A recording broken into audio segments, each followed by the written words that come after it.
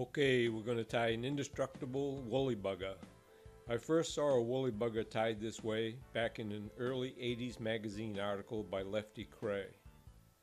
You can use a number of different body materials and feathers to tie woolly buggers, and they all work with this technique.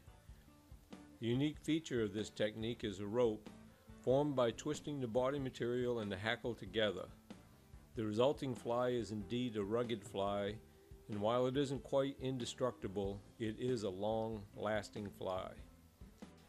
I'm using a size 6 hook here, and we'll get started by adding 15 to 20 wraps of 15 thousandths lead-free wire and building a thread taper at each end of the wire wraps. To get ready for the tail, the thread should be left so that it hangs between the point and the barb. This marabou feather isn't one of the best, but it's far from trash. If I get a feather with tips like these, I just break the tips off until I get to the fluffy fibers I like. You can use a feather without breaking off the narrow tips if you like. If you do, your tails will look like this. If you break the narrow tips off, your tails will look like this. And if you find a marabou plume with good tips, the tails will look like this.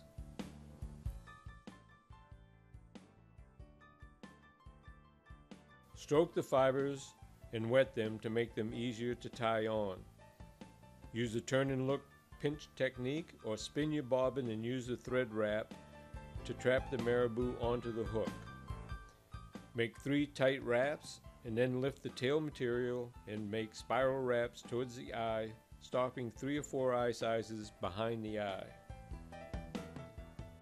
Grab the ends of the tail material. I like to twist it and then tie it down where the thread is hanging, again using either the thread wrap or the pinch technique. Trim the ends, wrap them down, and wrap towards the bend, stopping just before you reach the hook point. If you want to add some flash or contrasting color, you can tie your preferred rib onto the bottom of the hook now. This is more for cosmetic purposes than durability. The fly is pretty rugged without a rib. If you want to skip this step, that's fine. I'll tie in a piece of small copper wire just to demonstrate the step. Rib or no rib, wrap back to the tie-in point for the body material and hackle, and get ready for your body material. If you can wrap a material onto a hook, that material has probably been used for a woolly bugger body wrap already. I'm going to use 2 strands of black chenille. I like to use 2 strands for a couple of reasons. One is that 2 strands seems to make it a more durable body. Another is that 2 strands allow me to use alternate colors to make the spiral bodies like this bumblebee that was the fly Lefty Kreh tied in the article, or this black and white, which is a favorite of mine. Expose the core strands of the chenille, twist them together and tie them in using the pinch technique or the thread wrap technique, and wrap towards the eye and hang your thread just in front of the hook point. Some likely places to look for hackle for woolly buggers are woolly bugger packets, saddle patches,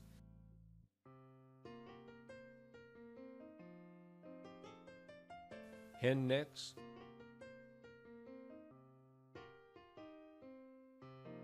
streaming necks,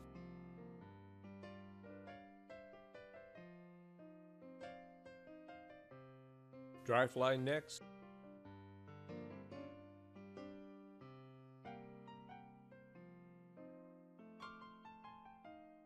and strung hackle.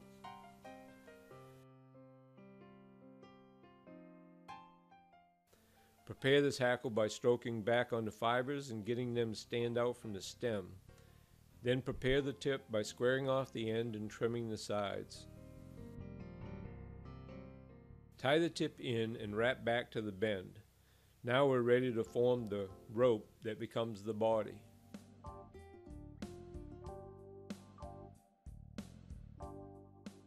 Take 1 strand of the chenille and then the hackle feather, and then the other strand of chenille, and hold them between your thumb and forefinger. Wrap the thread twice around this stack and make the wraps tight up against the body, then bring the thread down to your thumb and forefinger and add it to the stack. Bring the rope up parallel with the hook and rotate the vise, twisting the material into a body rope. Swing the rope down and rotate the vise, wrapping the body. Stroke the fibers back and wrap or unwrap as needed to get as many fibers as you can to stand out from the hook shank.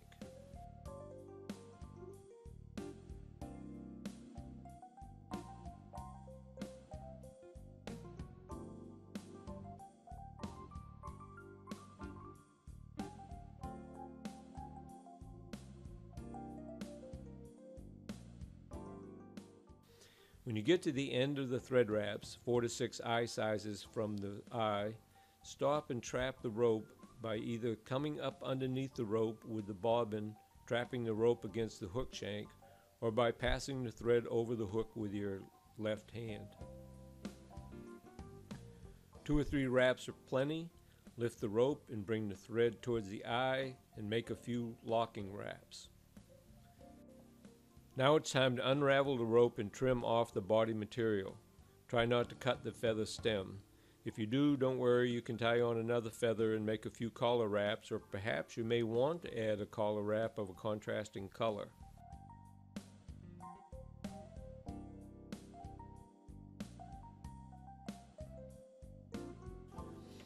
If you added a rib, either counter wrap it up the body to the tie-off point, or wrap the rib to the tie-off point using the vise rotary feature. I'm using the rotary feature here, but it probably would have been easier to just counter wrap the rib with the vise staying stationary.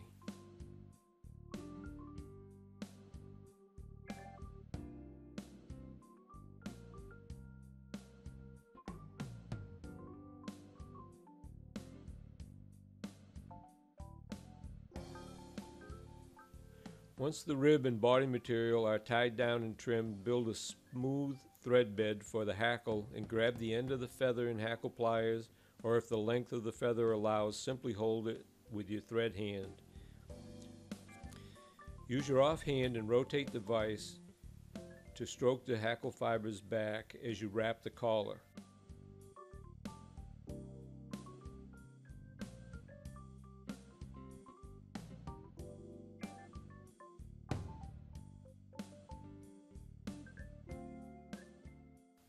Wrap the collar to about an eye size from the hook and tie off the stem. Trim the stem. Build a head.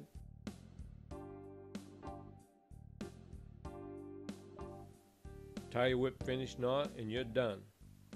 If you want to tie this pattern with either a bead head or a cone head, be sure and stabilize the bead or cone with a few wraps of lead-free wire. When you reach the tie-off point behind the bead or cone head, trim the materials and put a dab of head cement on the bead or the cone head. Drag your thread through the dab of cement when you tie your whip finish knot, and there you have it. You'll have an indestructible woolly bugger tied using rotary fly tying techniques.